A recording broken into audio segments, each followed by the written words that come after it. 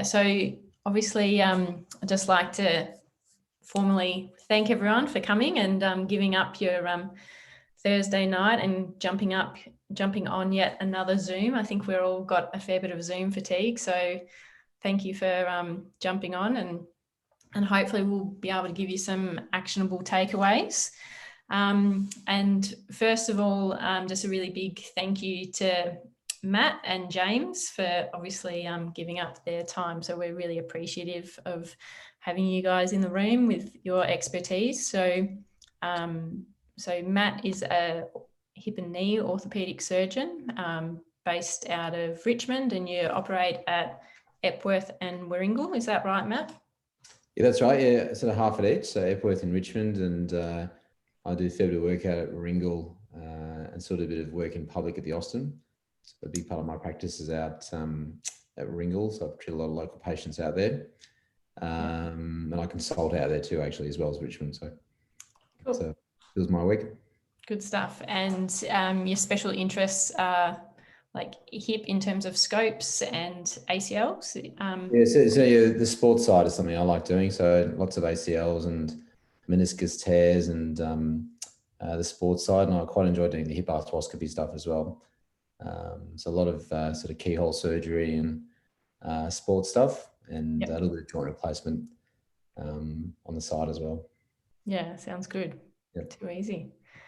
And James is joining us as well in our panel. And so James is one of the founding directors of Australian Sports Docs and is a sports GP and works out of Warringal. And you assist Matt in surgery. That's right, James? Yeah, we assist a few of the orthopaedic surgeons, mainly at Warringal and one or two other places, but do a lot of work with Matt for lower limb. Really fun theatre to be in with Matt. Is makes the operations easy and look very easy. He has to say that as well. Thank you, James. That's what we want. Yeah, that's good. And James, you obviously treat a lot of sporting injuries and sporting clients. Yeah, we see a whole range of people with knee injuries, the netballers and footballers and soccer players in particular, and some of the older sort of, knees, the squash players as well, but mainly the netballers and footballers, and a lot of the AFLW style footballers coming through now with more knee injuries, particularly in the female group, starting to bleed through in the last couple of years. Yes, those the stats on AFLW aren't pretty when it comes to ACLs. Is it still running at about 9 times higher than the male counterparts? Well, I think in future years they'll do a statistical analysis on COVID and how many ACLs it's probably spared everybody for the football season, and it might well be as many as that. It's certainly a multiple of at least 4 or 5. Yeah, for sure. Yeah, so on that, I think in terms of some ACL stats in Australia, Australia has the highest incidence of ACLs in the world, and then Melbourne has the highest within Australia. So we're kind of in the epicenter of ACLs. Some Medicare data is suggesting that ACLs are on the increase of 6% each year. But as you alluded to, James, obviously 2020 might have a different pattern because obviously with no sport, it's a reduction in ACL injuries. But yeah, like, why do you reckon that, have you guys been noticing that ACLs are on the increase other than this year, obviously? Yeah, I think certainly in the female population, I agree with that. I think it's very much on the increase. I think the females certainly are at slightly higher risk. I think a lot of them have sort of various anatomical sort of makeups that make it a bit more likely. I think a lot of them are sort of, their ligaments are a bit more stretchy, a little bit more estrogen there. And I think that they tend to be a bit more knock-kneed as well, which tends to increase their risk. And I think the little notch where the ACL goes through is a bit smaller. So I think that there's plenty of reasons why the females tend to be at higher risk, and their participation in, sports that involve pivoting or lateral movement are certainly a lot higher these days than they were with, AFL and various other sports, there's pretty high participation rates as well. Soccer is another one. So that probably accounts for a fair percentage of the increase in the ACLs, I think. Yeah. And have you noticed that there tends to be a lot younger ACL injuries presenting as well, like, younger teenage kids? Yeah, I have. I think certainly I think they get pushed towards sort of higher end sport a bit earlier.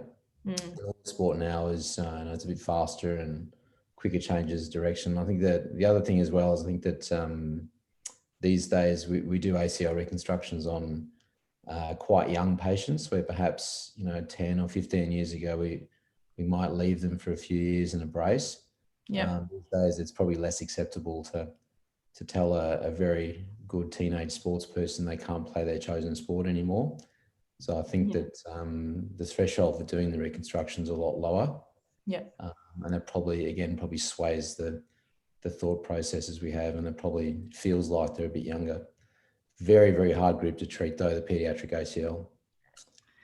Yeah, I could imagine. So absolutely.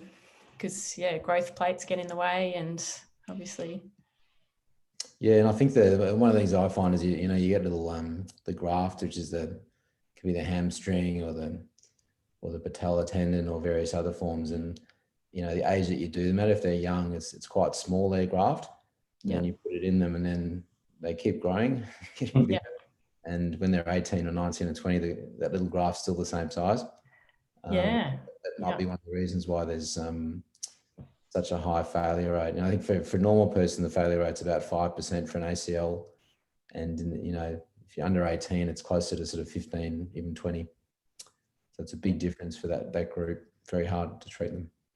Yeah, 100%. I think too, there's a lot of specialisation in sport at a younger age, possibly, arguably now more so than in the past. And a lot more pressure from parents for their kids to be like their sports stars, which includes the treatment of their children like sports stars, which includes ACL recos. So certainly a push from patients and parents to probably have surgery, which I didn't see, a decade or two ago, perhaps when I was GPing around the first time round. I didn't see that very much. Whereas now there's an expectation if you have an injury that it will be fixed. Yeah, for sure. And obviously there's a lot of factors that are highly complicated, and like I've got some stats here that patients under the age of 20 are more likely to have a second ACL rupture within 5 years, and that's at 55% from that study. And then, it's not just the client or the patient or the parent's expectation is that you get the surgery and then it's fixed. It's a 12-month plus journey, and 35% of non-professional players, so the community athlete, trying to get them to return to their pre-existing level of sport, 35% won't make it back there. So that's kind of things that we need to look at in terms of, obviously giving the full spectrum of what to expect when you're going into it, and what the journey is going to look like and what's required in terms of effort and time. And then obviously, and obviously the risk factors and what's required and setting that expectation. And also from a therapist perspective, we obviously have to push them really hard and get them super strong, because we're dealing with a knee that, although it has a reconstructed ligament, it's had a big injury, and the ligament isn't as perfect as what it possibly was prior to the injury as well. So making sure that we're doing the right rehab and to the right level is really an important responsibility that we have as practitioners. And then, from a community level as well, ACLs are obviously a problem, because it's not just the ACL that gets damaged. We often will damage the bone as well, and that will obviously lead to increased risk of arthritis. And so then when you've got a 18-year-old in front of you with a ruptured ACL, there's a high chance that they're going to have some arthritis in their knee 10 years down the track. And obviously that's something that we need to monitor and help get them as strong as possible. So again, we don't have that withdrawal from sport and activity, and we give the person the best option of living a healthy and active life. So it's quite a like a serious sort of injury that can cascade into some withdrawal from activity, and that's what we're all about preventing, all of us in the room. So hopefully we'll talk a lot about that over the next few slides. So in terms of the actual knee itself, James, are you able to give us a bit of an anatomy lesson on the knee and the ACL and the role that it has and that sort of stuff? Sure, happy to do, unless Matt wants to take it, given he's the surgeon in the room. It's up to him. James, I'll add. This is one of my perfect. You correct me. Collaborate. But I'll pitch this at sort of layperson level. So obviously there's the main bone of the thigh, the femur bone on the top of the screen. In the bottom half of the screen, you'll see the tibia, which is the main shin bone, and the smaller outrigger fibular bone that runs down the outside of the calf sort of region, the lower leg. The kneecap or patella sits in front and runs in the trochlear groove. And you'll notice that just below the kneecap, there is a bit of a archway where you can see a crisscrossing pair of ligaments in the photo, in the picture on the right, or the graphic on the right. And you'll see one labeled the anterior cruciate ligament, and the one just behind that is labeled the posterior cruciate ligament. And those two ligaments are, if I pull up the model in front of you, they are these two ones in the notch inside the knee here. And they're responsible for stopping that backwards and forwards translation of the femur bone on the tibia bone. And you can see by the attachment of that anterior cruciate ligament that it attaches closer to the back of the femur and closer to the front of the tibia, which means it stops the tibia bone shifting forwards on the femur or the femur bone sliding backwards on the tibia, depending on how you look at it. And it also helps with countering some rotational or pivoting movement in the knee as well, because the band of tissue is almost like a bit of a twisted ribbon as it runs up. So it operates in a couple of different planes depending on degrees of flexion of the knee. There's actually quite a tricky and clever ligament, and its full function is not quite fully understood in some regards, but it's at most under strain when the knee is hyperextended, and if there's a sort of a medial collapse of the knee, which I think we'll come to in some video in a moment. But it's one of the crucial ligaments, but it's called cruciate because it forms a cross in the middle, Latin term for cross. And it's one of the crucial ligaments for stopping the knee sliding backwards and forwards and countering pivotal movement, which is necessary for change of direction in sports such as soccer and football and netball, those sudden sidestepping movements to get around opponents. The other ligaments in the knee are the lateral collateral ligament on the outside of the knee and the medial collateral ligament. Those two collateral ligaments stop the side-to-side movement of the knee. And inside the knee, you have two types of cartilage. You have the shiny white cartilage that you see when you pull chicken apart. That's the articular cartilage. That's a sort of medium firm sort of cartilage. And then there is a gristly, spongy kind of cartilage called the meniscus. And there's two of those, a medial and lateral meniscus. They can also be damaged when a cruciate ligament is damaged. So when the anterior cruciate ligament is damaged, sometimes you will see a tear in the medial, probably more so than the lateral, but it can be either meniscus, and you can also see damage to the collateral ligaments, for example, the medial collateral ligament. So you can see compound sort of injuries where there's sort of more than one injury involved. And certainly when you get a cruciate ligament rupture and then you get the meniscus torn with a collateral ligament injury, they're the ones that are particularly more amenable or more desirable to be fixed. And they're also the ones that have higher rates of osteoarthritis as well later, because they're all crucial stabilizing factors in the knee. Good stuff. So yeah, so here comes the yucky videos. So so obviously just change direction, as we see here. Looking at these guys. So Kate Sheehan obviously had the quintessential non-contact ACL. So that, you know, plant and change of direction. And then this guy goes in slow motion, it's a bit more ugly.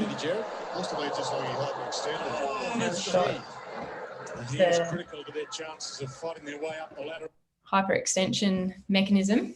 So, Matt, have you got any more things to add around the mechanism of injury? If you play the Chris Judd one, it's next.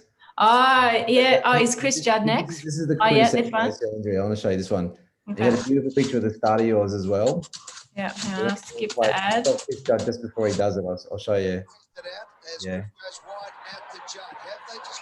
Yeah, there's a bit further on, they show a view from the front. I show this in all of my talks.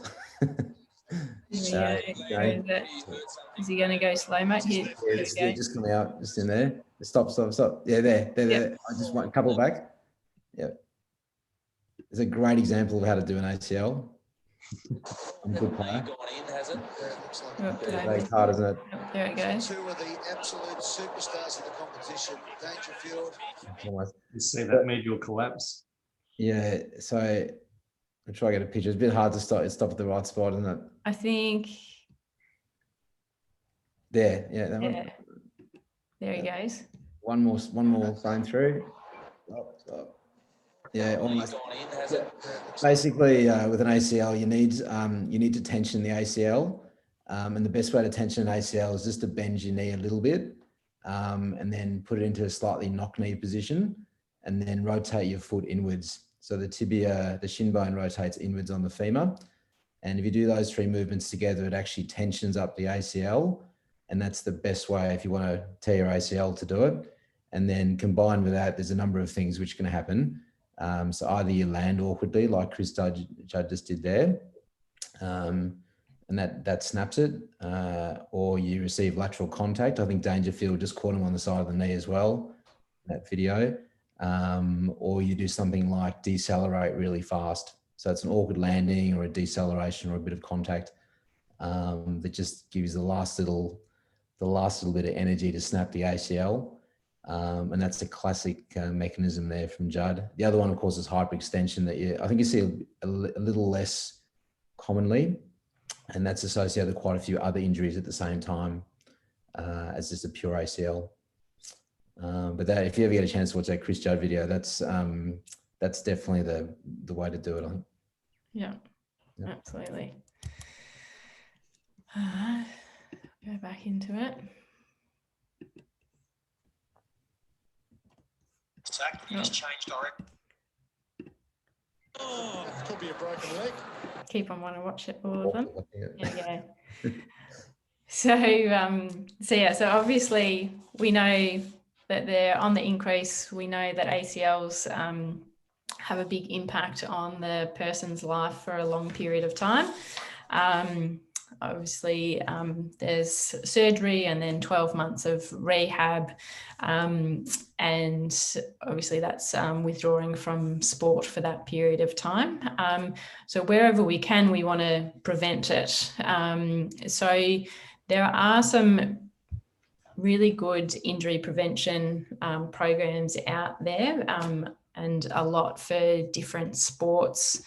For example, like the FIFA 11 is a very well-known one, biased around soccer, and then netball has their own, and footy has a couple with Prep to Play and Footy First and rugby. And then there's this app as well that has 30 different sports that you can go through, and that's a free app. And the philosophy of it is around obviously, especially when we're talking about sports that have the change of direction, it's around, let's go back, it's around teaching the change of direction. It's around teaching and practicing the landing and taking off or changing direction. And a big strength component as well, around strengthening around the hip and knee, so that, as Matt said, it's quite a dynamic, quick movement that will cause the ACL. So we need a lot of power and control around the musculature around the knee and the hip to help decrease the risk. And these injury prevention programs have a massive impact. So reducing non-contact ACLs by 53%, total severe injuries by 58%, and that's of the whole lower limb as well. And then obviously contact ACLs. And then interestingly, like growth-related injuries as well, it's got a really big impact there. And then another study was showing that it will actually decrease non-contact ACLs in women by 67%. And these are programs that are pretty easy to implement at a club level, but unfortunately the uptake of them isn't that high. And I think that there's a lot of barriers in place in terms of, everyone's pretty time poor when we've got, coming from work and going straight to play or straight to training. You've got an hour of training and the coach wants to just get as much quality training done and skill-based work and tactical planning. And then with more of the adolescent athlete, we've got busy parents being taxis and dropping off and picking up. And so to ask a coach to do 10 to 15 minutes, it doesn't seem like much, but it's a big barrier that we need to obviously get across, and obviously educate the, what's the saying, whether the juice is worth the squeeze. So definitely the outcomes are massive. And the thing that, because the uptake hasn't been that great lately with it, a further study by Whalen was, if we were to separate the two sort of, we've got the movement practices, if that was done as the warm up rather than just, doing the couple of laps around the oval and then the static stretches, if we were actually to do the movement-based practice skill exercises at the training and at the game, and then do the strength-based work afterwards, it still has the same result. So whether we can start to divide and conquer, we can decrease a bit of a barrier there, because obviously the result or the benefit is massive in reducing some pretty significant injuries. So do you guys have anything to add on that? How have you had much experience with the injury prevention programs? Yeah, I think down at Heidelberg Footy Club, where we do a bit of work with Luke Douse there, he's sort of pushed through, for the men's seniors at least, a lot of the injury prevention practices. And they've certainly been reasonably successful there at pushing that through. And I know quite a few other physio groups that are linked in with different football clubs have been able to push that through. I think there's a lot of netball and soccer clubs that perhaps don't have that level of support.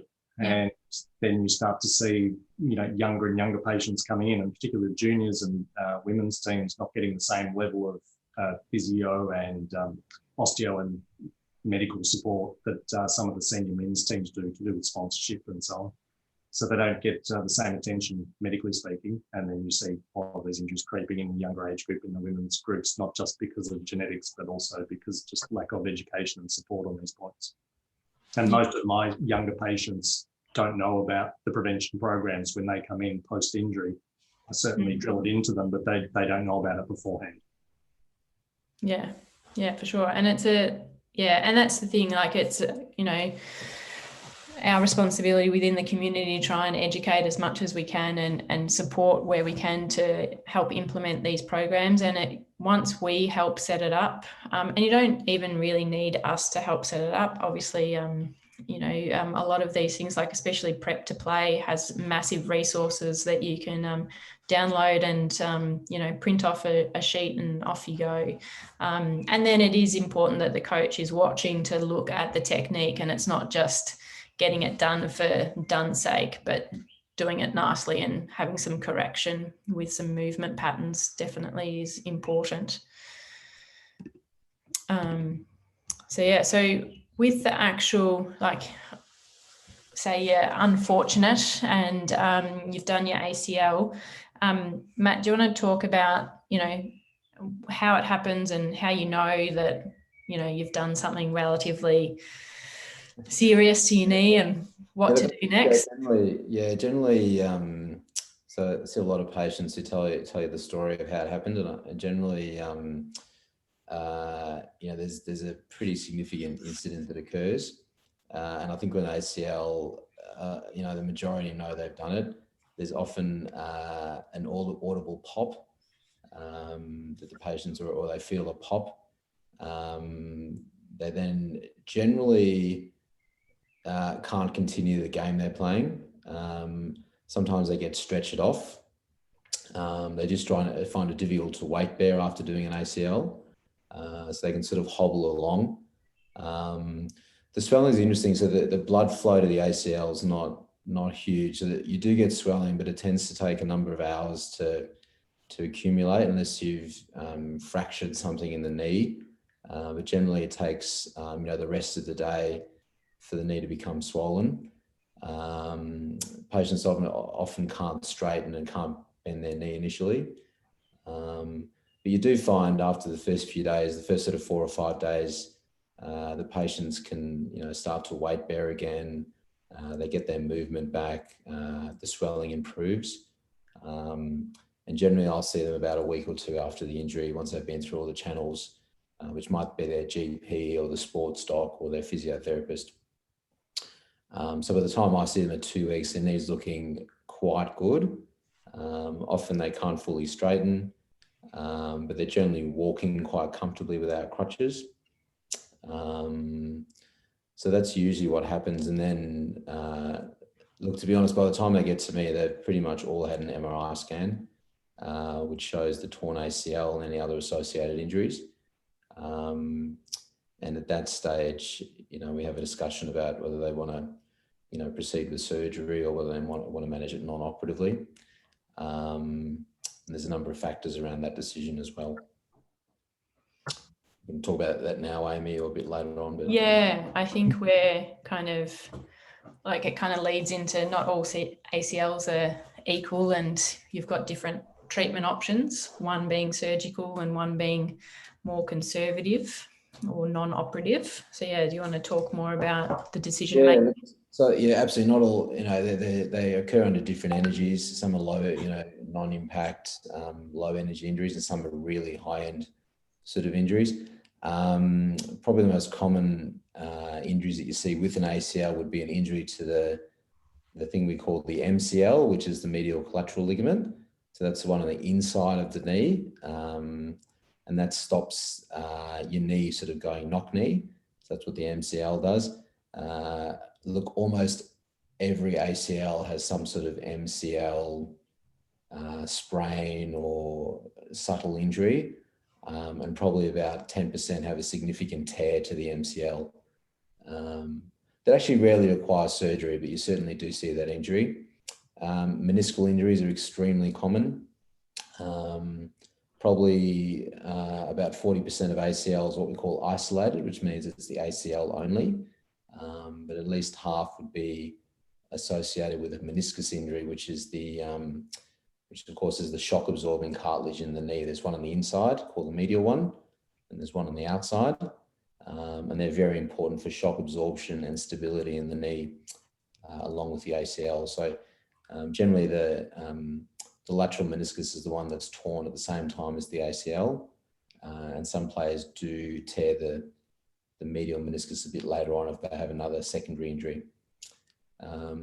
Fractures common. The most common fracture is from the pivot mechanism. I don't know if you can see my hands, but when you do an ACL, you pivot, and generally you sustain a little fracture on the back of the tibia, the shin bone, in a specific area. which reflects the pivoting injury that occurs when you tear your ACL. So often you see some bruising or a little fracture there, which is nothing to worry about. We don't treat that with an operation.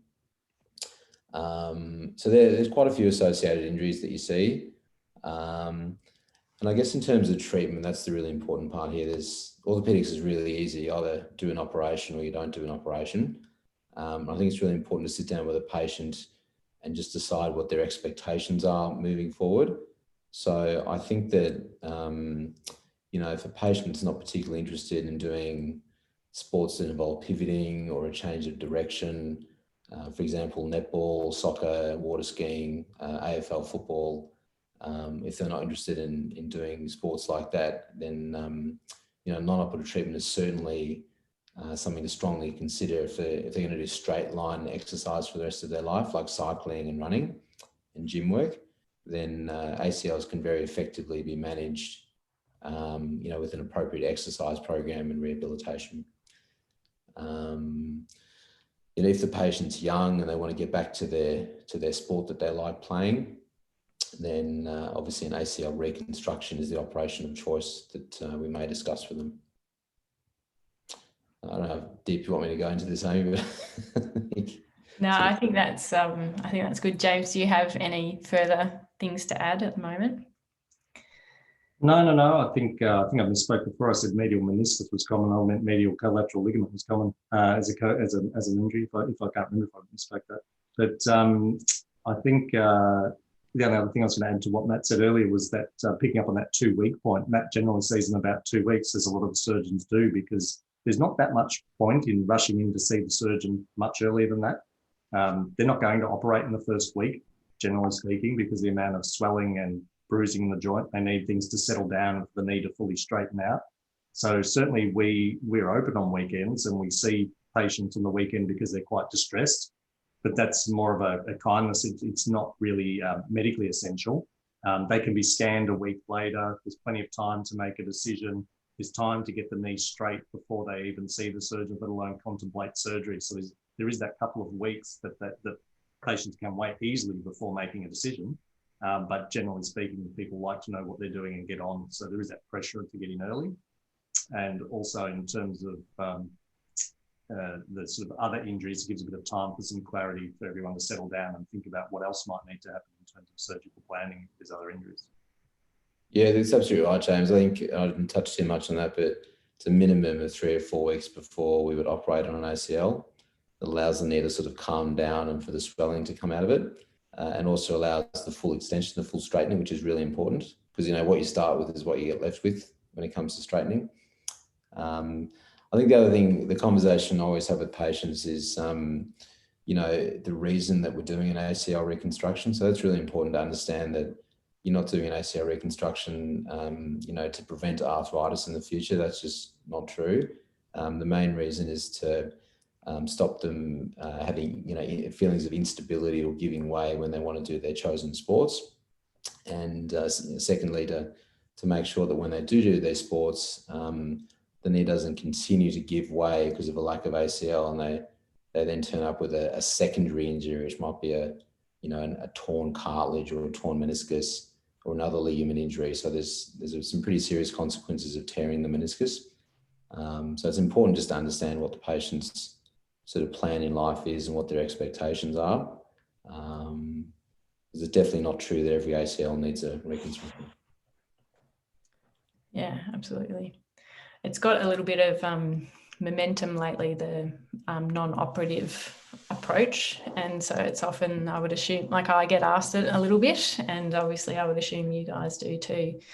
But it's obviously different for all people, depending on what their goals and what their knee is looking like as well. And we would say as well that, like what Matt was saying, if you've got an angry knee going in, you're going to have an angry knee coming out of surgery as well. So often we're involved in the moments leading up to surgery to calm the knee down and help get it nice and quiet and help get it nice and dry. And if we can get the knee as strong as possible pre-surgery, then we know that we're going to have higher rates of return to sport, and we also, it's been shown to have better outcomes 2 and even 6 years down the track. And it's a really nice time, like early on in the piece, to try and get some good measures on the non-injured side, because if we were to fast forward 9 months, 12 months, when we're starting to consider returning a player back to sport, we're obviously doing some strength testing, and the way that we compare is to compare to the non-injured side.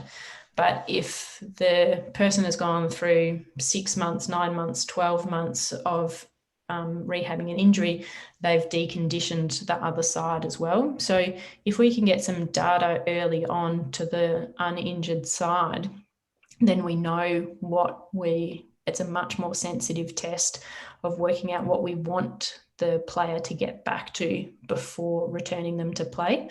So that's a really nice thing to do. Sometimes, especially in the elite clubs, they'll have pre-season screening and testing that they'll have that data to compare to.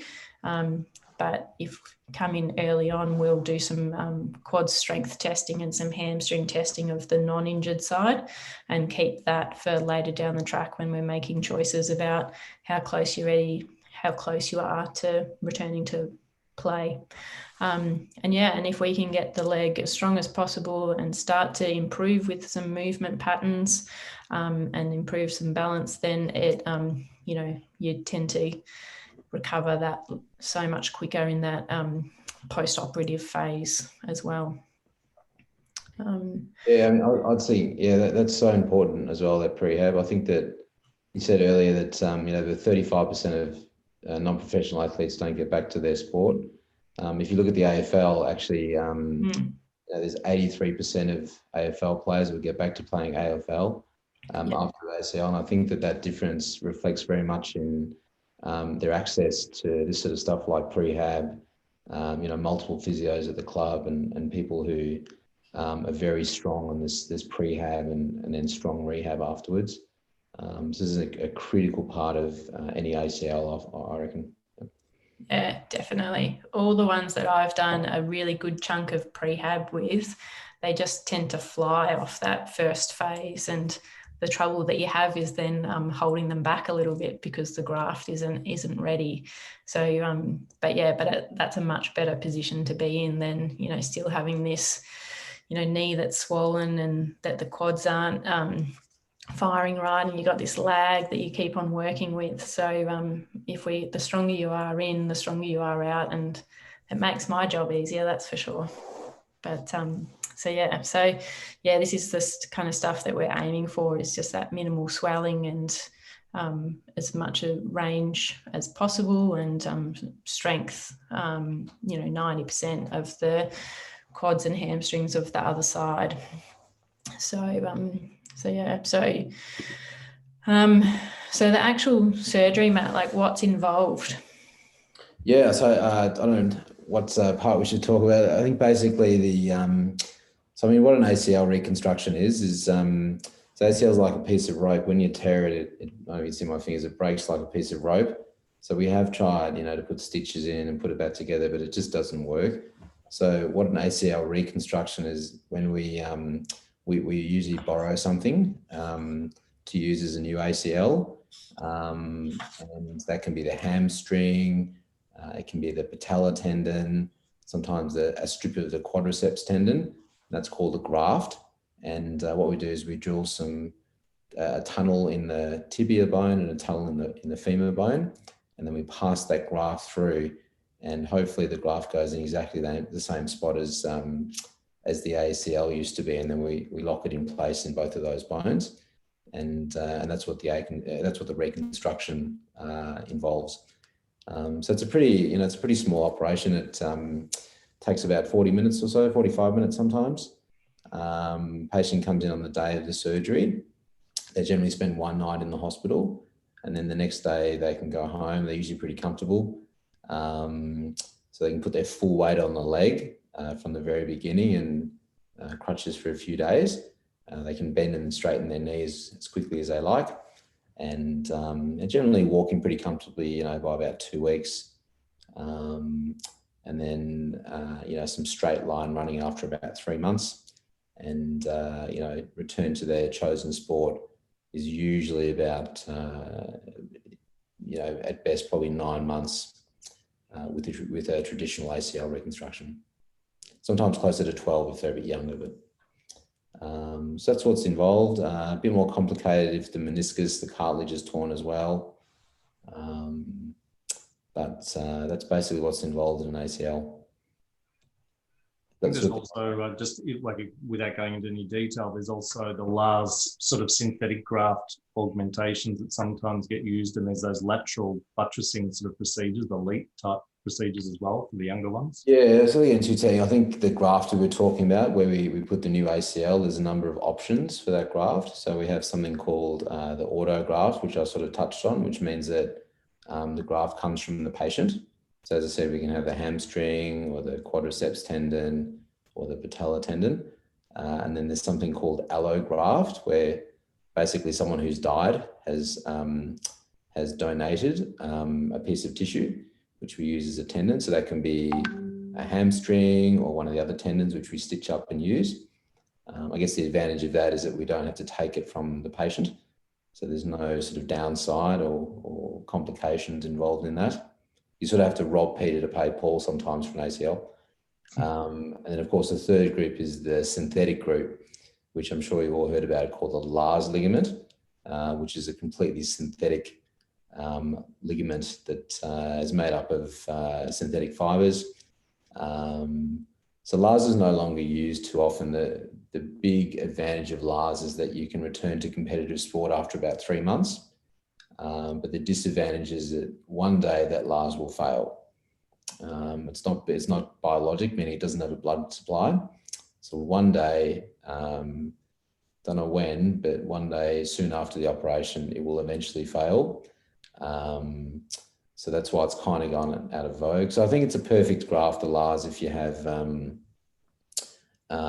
someone like David Roden, I believe, had one. So he had maybe 1 or 2 years left of AFL football, and he was getting paid, quite good money, I'd imagine. And he was able to get back quite quickly and just finish off those 1 or 2 seasons with his LARS ligament. And I guess, as James mentioned, the other thing we do is we do something called a synthetic augment, where we give the person a normal ACL graft with a hamstring, their own hamstring. And then what we do is we reinforce that with a small strip of synthetic ligament to make it a bit thicker and a bit stronger. But they still have their own ligament with blood flow and the ability for that to last a long time. So there's a number of options you can use for the graft, and we always argue amongst ourselves as which is the best one. But there are certainly pros and cons to each type of graft that are available. Sure. So once Matt has reconstructed the knee, then they tend to hit the physio clinic within a couple of weeks. And our primary aim initially is just to obviously quieten down the knee, improve the range, normalise walking, and start getting, just that elementary quads firing back up again and get it nice and straight. So we really aim really quickly to get the knee at 0 and not having that lag when you straighten your knee, because then obviously you've got a normalised walking pattern.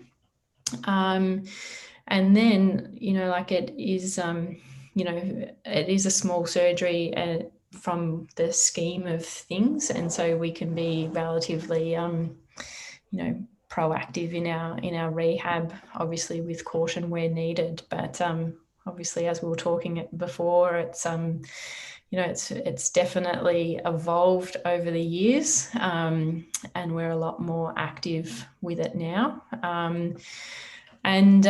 So also, it's really important a lot of the ACLs that we see that have happened have been that non-contact ACL. And so often we're looking at the way that a person moves, and often there might be some deficits or some at-risk movement patterns that is going to push the knee into that, knock-knee position where you're going to be at that high risk of injury. So we want to be correcting that movement pattern as well. So that's what we call the neuromuscular retraining. So knowing where the joint is and the limb is in space and controlling that and having nice pattern of, good hip, knee, foot alignment.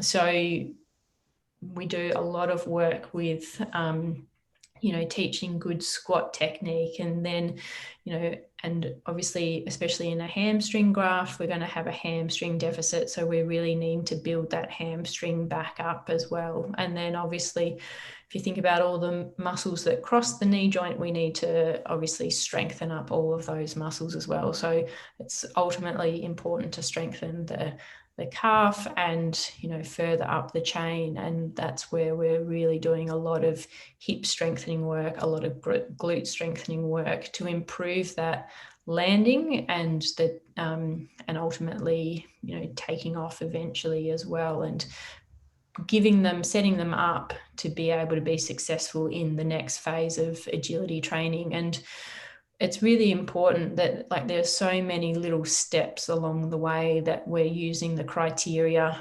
to go to the next step. It's not just a time-based criteria going, you're at 6 months now, let's do this. It's like, okay, well, once you can do 20 single leg bridges and we can tick all of these criteria off, then we can start doing some running and some agility work, and making sure that we've got good functional strength, and then at that 3, which we would expect to happen at that 3-month, 4-month mark, and we start to return someone back to straight line running at that stage. But I think a lot of the time, especially in community level, especially if people don't have access to gyms or don't have a gym membership, we really want them to get strong and be doing some heavy weights. Because if you think about the activity of landing or, taking off from a planted position, the amount of power that's generated is so much above anyone's body weight. We need more than body weight when we're reconditioning someone. So it's really important to be, coaching the patient through this and setting, really programming properly their rehab and setting hurdle requirements. And you can give certain, by this date, we're going to retest you and make sure that we're, making good progress. And so then they stay more motivated, obviously, and they know that they're going to get retested and stay more compliant with their exercises. Because I think a lot of the failure rates, especially in community or that sub-elite level, is that compliance to the rehab. And it's a tough rehab. Obviously, it's it's not just some squats and some bands and do some jogging. So that's something that we find is that when people start to run, they feel that they're making great gains, and you go, how are you going with your exercise? And it's like, yeah, great. I've been, I ran for 3Ks and I've done that 3 times. And it's like, how have you gone with your strength training? It's like, oh yeah, I've done it once. It's like, no, you really need to get strong.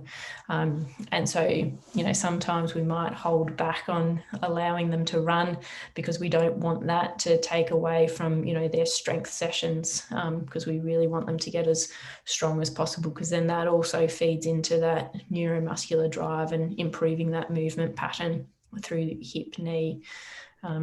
So we really push them hard.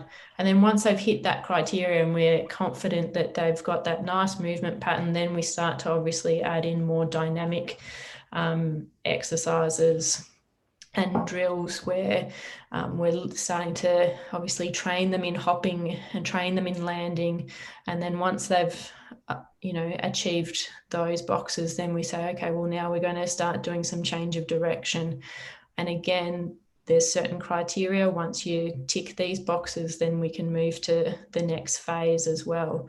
And again, like, we're just getting nice and strong here, and really pushing them hard. So either people do that if the clinic has the gym set up. They'll often do it with their physio. If they don't, they might be, a physio might be dealing with a strength and conditioning coach, and liaising and really programming this element. And I think as well, like, this is an element of rehab that gets softened or missed. Like, we don't do as much power work or plyometrics, and when we're returning someone to play, we really need them to be quite capable in their plyometric work as well, because we need, obviously with an ACL, the way that it happens, it's such a fast injury that happens. We need for them to be able to power out of any unsafe or risky sort of posture that their knee might get into. So the more power that they have and the more explosion that they have, the more likely they're going to get out of those risky scenarios when they are returning to play. And then again, it's still not just, tick the box of strength and tick the box of neuromuscular control. We need to have, they need to be ready psychologically as well. Obviously, they've gone through a big injury, they've had surgery. They'll probably be apprehensive in returning to play, and we need to really, measure that as well, because if they have a high level of apprehension, then their risk of ACL second injury is, exponentially higher as well. And we know, like Matt said, around that 9-month mark is that magical mark. Any month prior to that 9-month mark, it increases your risk by 50%, or decreases your risk. Every month closer to that 9-month mark decreases your risk by 50% of a re-rupture when you return to sport. So, there is just that from 9 months on, we know that the mechanics and the strength of the graft is a lot stronger and safer, and we've got the proprioception better in the joint, and so therefore we've got a decreased risk of re-injury when we are returning someone back to sport.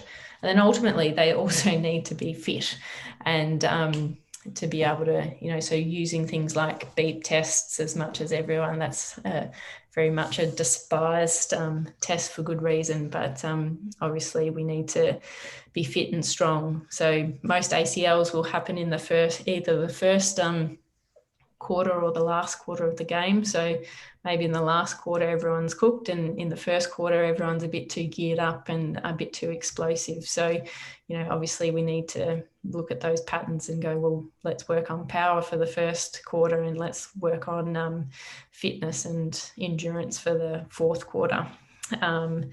That quad strength and the limb symmetry index, for every 1% that you're under 90% in compared to the other side, is a 3% increase. So if you've got an 80% limb symmetry index, you've got a 30% chance of a second injury.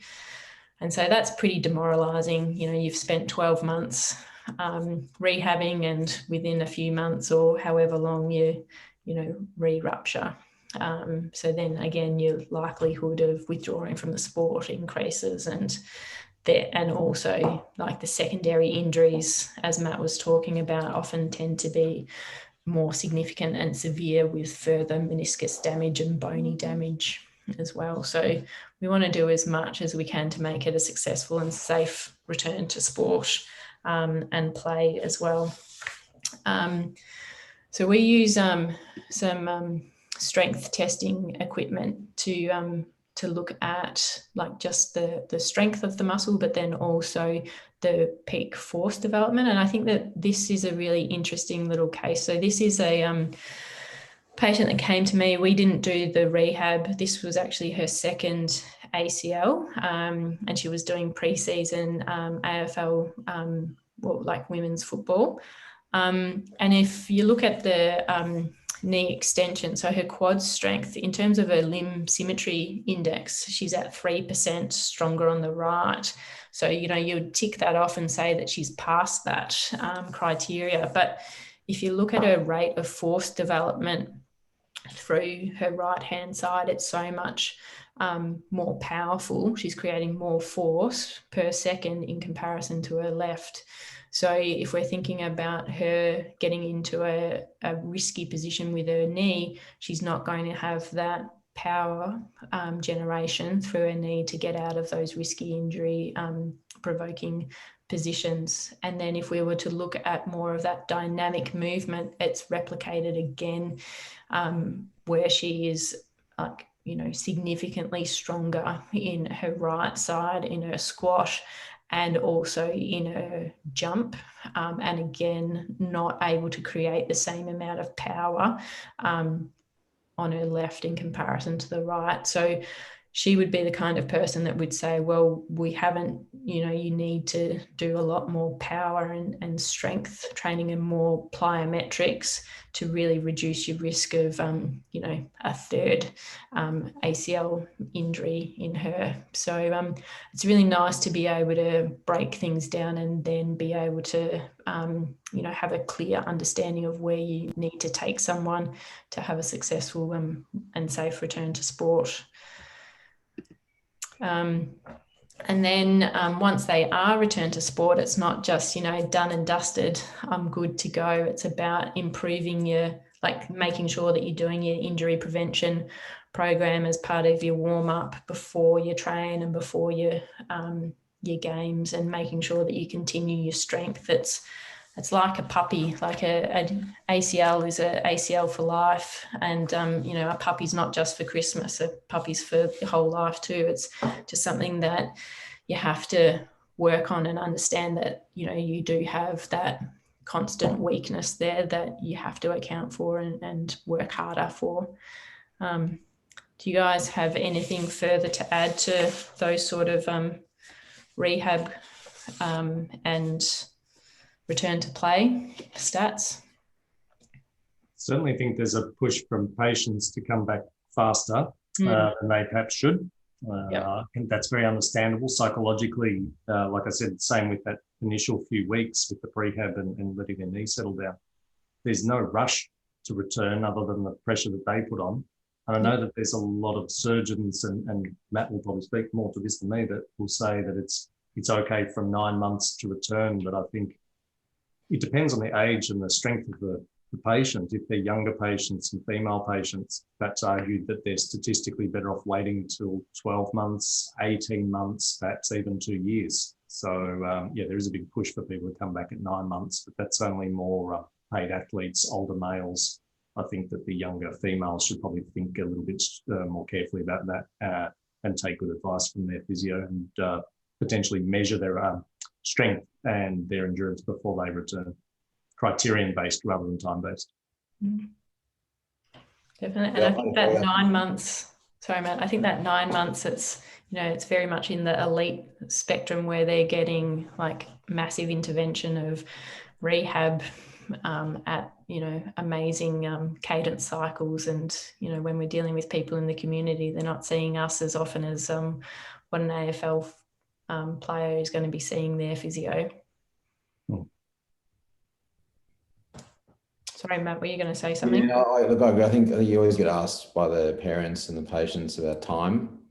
How long before I can run? How long before I can go back to work? How long before I can get back to play footy again? I think that I sort of hesitated before saying 9 months, but I think that it is based on exercise and strength criteria. They have to hit the hurdles they have to hit. And I do always say that, you know, sometimes it is 9 months if you do really well, but it could be 15 months if you don't hit your hurdles. And I think that sometimes do a conversation to have with people, because 15 months for football means 2 seasons essentially. So.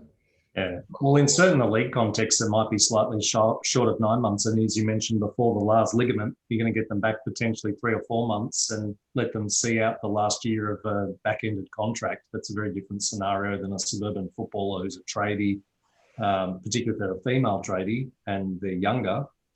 their re-rupture rate's a lot higher if they go back too quickly. Yeah, I think that the 9-month mark's interesting. That's from a surgical point of view, that's when the graft, when the bone actually grows into the graft and locks it. So I think that's probably the thing that takes 9 months.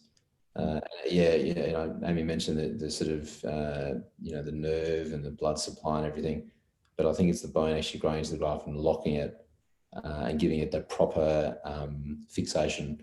And there's been so many high profile ones that have come back too early and have had a pretty poor result. I think there's also still that sort of conservative management pathway too, that, how quickly to get those ones back is always that's got to be criterion based too. I don't know that can be time based. Yeah, some people. There's no escaping it. There's no escaping having to do the work.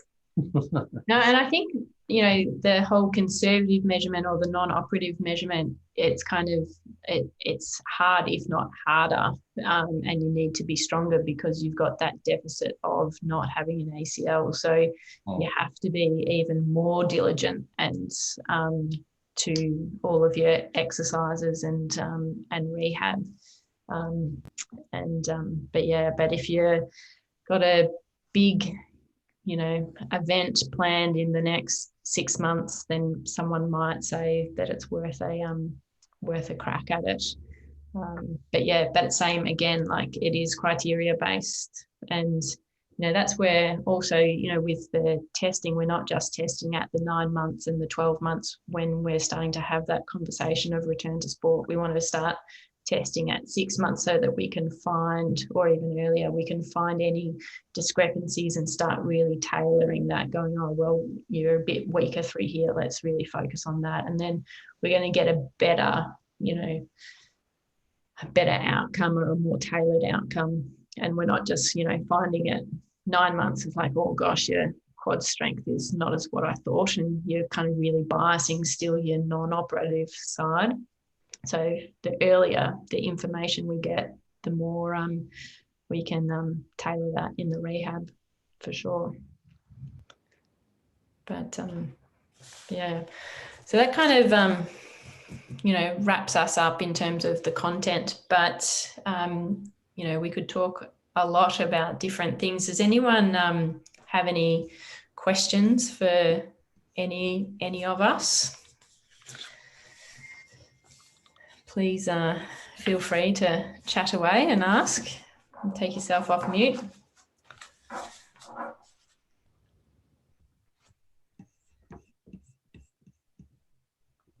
It's always that moment where it's a little bit awkward silences. Sorry, Amy, I had a question just with regards to a patient that I've seen recently, and he somehow managed to partially tear his ACL running. So he was running around a corner. Yep. In terms of the partial tears, what's the sort of timeline for returning to sport or running with those? Yeah. So is he choosing as a non-operative rehab? Yeah, non-operative. Yeah. Yeah. Well, again, I guess it's just all criteria based, isn't it? Like you go through the different phases. You need to have his knee being nice and quiet, and then work on strengthening him up through his quads. The fact that turning a corner, running, that's a little bit of a red flag that there's some mechanics going on. Like that's that he wasn't even trying to avoid a 100-kilo football player. So I guess again, you would assume that it would be that relative, the 4-month mark has been spruiked a little bit around the conservative measurements. And I think in a lot of the research, they've kind of given 4 months to determine whether you're a coper or a non-coper, and whether you have any further episodes of instability. What about Matt and James? You guys want to weigh in on that? Yeah, I think this is the partial ACL tear is so difficult because one of the problems of the partial ACL tear is that, what percentage of fibers are torn? Like, is it 10%? Is it 98%? like, there's no one in the world who can look at an MRI scan and tell you that answer. Yeah. Some of the, They just said low grade partial tear. yeah, like, is that based on MRI? Like, it's really hard to look at the MRI scan and get an idea of what percentage. And I must say that some of the sort of higher end footballers I treat, we actually, when they're in that position where they've had some sort of pivot injury and they have an MRI which suggests a partial tear.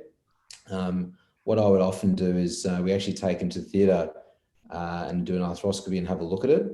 And then you do you do Lockman's test and a pivot shift while they're asleep, because it's very different for someone who's playing VFL who has like a 10% tear versus someone who has like a 90% tear, because that's almost you treat that as a full rupture at 90, really, don't you? Yeah. Whereas a 10% will respond very, very well to non-operative rehab, and it might even be 3 months or 4 months or something like that for them to get back on the footy field again. Yeah. So that partial tear is a very, very difficult one. Yeah. And there's lots of little telltale signs, you can see on the MRI whether they've actually pivoted, because they have a special pattern of edema in the bones. I've got his report here. Like, I've got it up. It says low grade partial tear of the anteromedial bundle of the ACL and a minor chondropathology involving the medial femoral condyle adjacent to the intercondylar notch. Yeah, so that's probably not from a pivot shift. It was all on the lateral side from a pivot shift. So you might have just had sort of a valgus or a varus injury for that medial side. Yeah. So low grade partial tear to the anteromedial. So, just not the too technical, but it's in, ACLs in 2 bundles. Yeah. And that's saying there's a partial tear to one of the bundles and it's a low grade partial tear to that bundle. Yeah. Is that like 20% of the fibers? It probably is. Not very many. So I think that's a sort of person where, really heading towards non-operative treatment. Yeah. But as Amy pointed out, if he's just done it running, like he's got some work to do on both knees probably. But I think he's the sort of guy where you have a pretty good chance at getting back to doing what he wants to do quite early. Yeah. Without sort of surgery or anything. But he's got some work to do with his on both knees, I think. Yeah. Yeah, it's a great question, Emma. And I think that when I get asked about those kinds of things, I'm usually cheeky with my answer. And I say, well, I can tell you that if there's 5 of you, one of you will return at about 3 months. One of you will return at 4 months. One of you will return at 5 months. One of you will return at 6 months. Yeah. And you need to pass your criteria. So start getting your head around the fact it's criterion-based and not time-based. But if you ask me to take a flying guess, it's probably between 3 and 6 months. Yeah. But it might be less or it could be more. Depends how hard you work and a bit of luck. Yeah. Yeah. Cool. I don't like that answer, but it's actually the truth. Yeah. Absolutely. I think it's not quite a politician's answer, but it's obviously going, this is what to expect. And so that's the important thing, is laying that expectation. What other questions do you guys have for us all? I just had one. So in terms of choosing to do surgery or not to do surgery, is that entirely dependent on the patient orientated goals and stuff like that? So they like you said before, if they're elite sportsmen and then they go back into their season quite quickly or just before that 9-month period, is that the determining factor if you would have do surgery, and if someone not really playing a directional changing sport, maybe they just like doing powerlifting or whatever it is, would you encourage more a non-surgical approach? So when would you promote one or the other is basically just my question.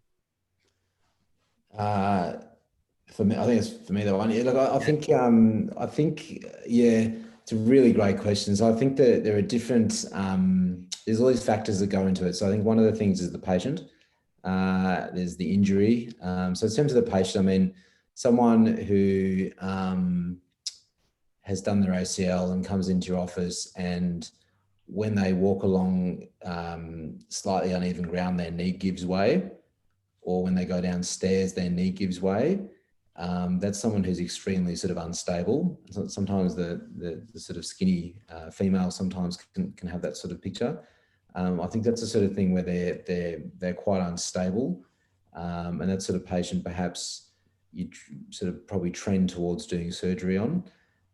It comes down to their activities as well. So again, if someone's a cyclist, they do very well without having an ACL at all. You know, they can have a full tear and rehab very, very well.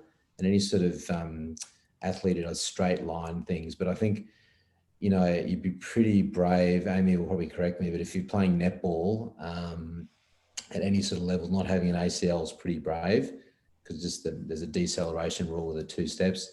AFL is pretty tricky. I've tried a few high profile sort of AFLW players, which maybe haven't worked out quite as well. So I think there are certain activities where you probably need an ACL. And then there's a sort of injury that you get sometimes. So, you know, if you get a 21-year-old with an ACL and a huge, you know, what we call a bucket handle tear of the meniscus, where the whole thing tears off and it flips and it jams the knee, you probably have to operate on that one, because you have to unjam the meniscus and then repair it. So I think there's a lot of factors that go into it. And I think it's important sitting down with the patient and explaining the point of the surgery. Certainly for me, if they have an ACL tear on an MRI scan, it definitely doesn't mean automatic surgery. It means a consult. And I think you have to work out what they want to do. You know, maybe they don't want to play football anymore, you know, and then they might do quite well. So I think there are certain, you know, everyone has different expectations and what they want to do. And there's no hard and fast rules. And certainly there's some very, very good research about, you know, non-operative treatment of ACLs at the moment. There's some very nice data and papers coming out about that. But it's pretty tough telling a very good footballer who's 21 that we're going to treat you without an operation. It's a pretty tough sell, that one.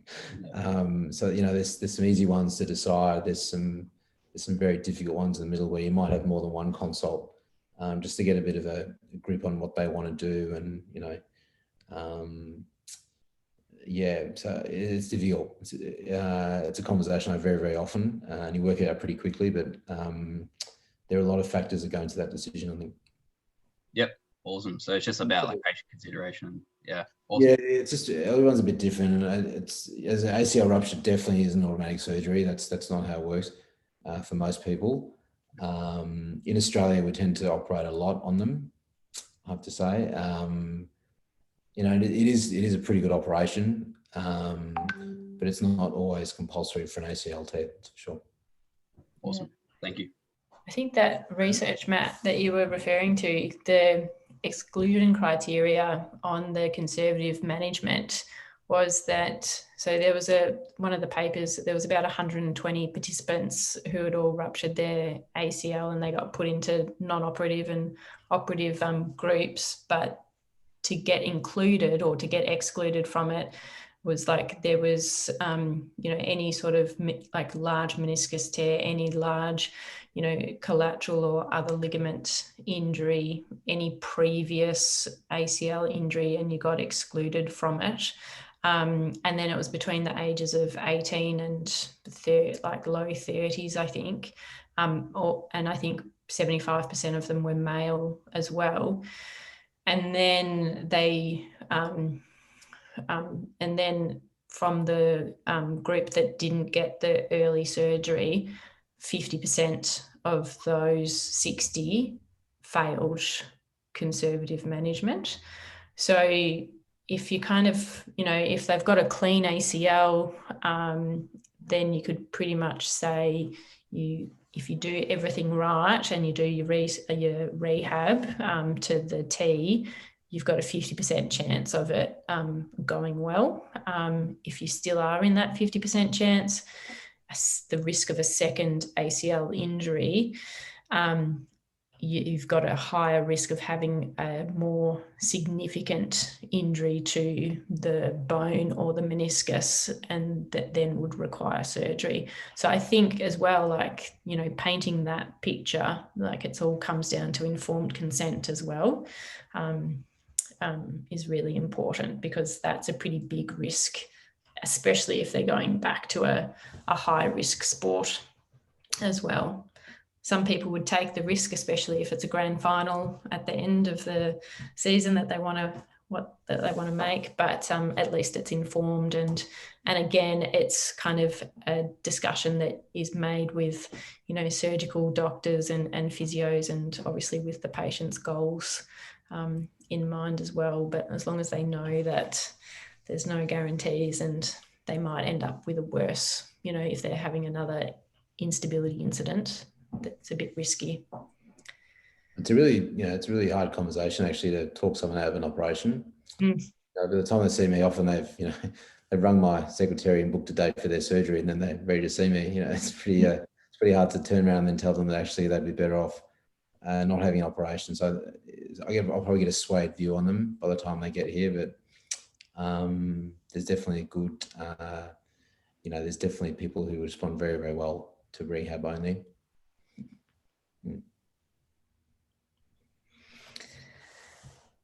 Any other questions, guys? Hi, Amy. I sort of had a question following on from this stuff. It's probably mostly for Matt, but sort of for James as well, just in the context of a sort of more semi-elite or elite higher level player who does seem to be responding well to a conservative approach initially, and they're trying to get back to something, whether it's a nationals or a championship or something, there's something fairly higher level in the shorter term. Do you ever find that you return to sport many of these people with a conservative approach, with the look of them doing an ACL reconstruction within sort of, whether it's a year or two later, or is that not something you typically do? You tend to follow one path before they return to sport? I don't know that I would follow the logic of if they're capable of returning to elite level without the reconstruction, then why would you need to do it later? In terms of if there's a risk of them having a another injury further down the track. Yeah, I think it's a tough sell to say just have surgery in case you're going to have a further injury later. If you're going to do it, I think if you're thinking like Olympics, you've got one cycle of Olympics, so you're going to have a try at perhaps conservative management to get to the Olympics because you think that will be faster than having surgery. And then after the Olympics, to avoid a second injury or a worse injury to another structure such as a meniscus, you then have surgery. I don't know I've ever encountered that. What about you, Matt? Yeah, hi everybody. Hello. Yeah, look, I think look, it's difficult. I think that one of the problems is, I think, you know, if you have an ACL tear and you're rehabbing, you probably are sort of 6 to 9 months out anyway. So I think this is one of these decisions where I think you've got to probably choose one and stick with it. I do think for those sort of people that you're talking about, those sort of higher end sports people, that it is, depending on what sport they play, it is difficult sort of having the, you know, courage and the trust in your knee to get back to doing that sort of level of activity without an ACL. I know there are sports people that have done it, but I think if you sit down with one of these sort of people who, you know, their whole life is about this sport and they played such a high level, it's quite difficult sometimes trying to sell rehab to them, because I think that they feel that without an ACL, they may not reach the same level of sport that they were before they did the injury. I struggle a little bit with that. I don't know what experience you've had, but it is sometimes quite difficult convincing someone who's been playing at that level that surgery is not for them. And this is it's a very small percentage we're talking about here. So I think some of them feel that without as to whether you've encountered it, you hadn't really dealt with. Sorry, what was that? Curious as to whether you've had that conversation with many people, or if that's something you've encountered much, or whether it's not something you really. In terms of the initial decision not to operate? Initially not to operate, and then potentially down the track after whatever it might be that they've had to, whether they're looking for, whether Olympics is a pretty. Yeah, I mean, the thing about it though is, I mean, you know, if they choose to not have surgery and they have 3 months of rehab, I think that I've got no issues with that, because I think that either they're going very, very well and they've hit all their goals and they're getting back to where they want to be, or they're not, but they've done their rehab, so they're even more ready for the surgery.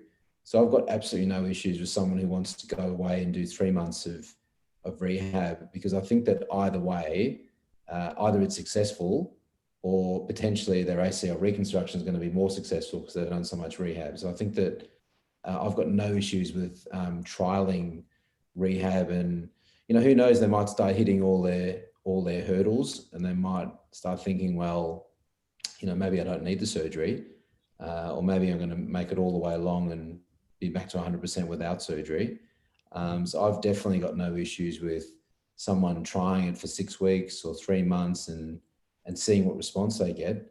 But it is that group you're talking about. It's a little bit difficult to find someone who will commit to that non-operative. There are people, but I think it's a little bit more difficult for that particular group. Because often the problem is, if you look at the football clubs or the netball clubs, they've all got friends who've had it, and odds on they've had the operation in a back. And it's very difficult to turn around to that person and say, you don't need an operation. You're going to be fine, even though it may be true. That particular group's pretty tricky. I'm finding it hard to imagine a patient at elite level who would conservatively or non-operatively rehab out for a 9 to 12 month period, then compete, then want to have surgery and miss another potentially 9 to 12 months. If they're at elite level, they won't want to give up that time anyway, a second time round. They're less concerned about prophylaxis of the secondary injury than they are about competing now. So I think it'd have to be a very specific set of circumstances. I don't think that would be something that you would see very often. I mean, it could be the situation where they tried for 3 months or 6 months and they return to sport and then tear a meniscus. Mm-hmm. That's a little bit different, because then they probably should get an operation. But it's a difficult. Yeah. Have you had someone like that?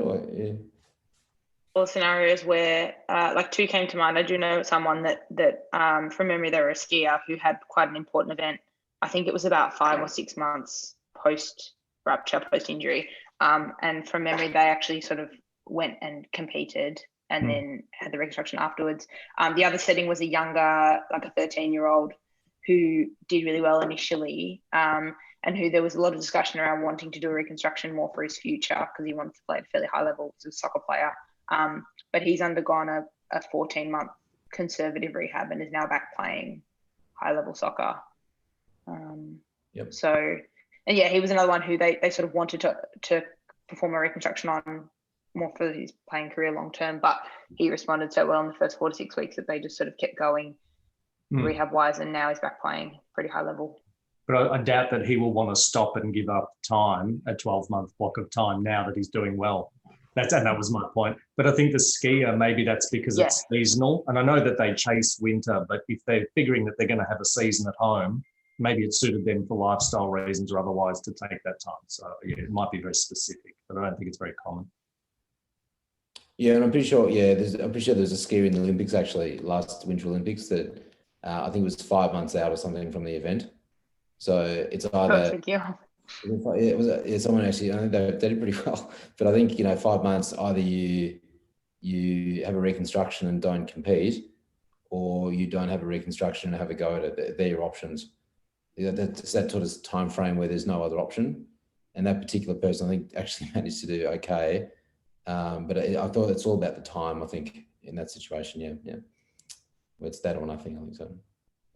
I mean, 13-year-old, I mean, there's certainly, non-operative definitely works in people.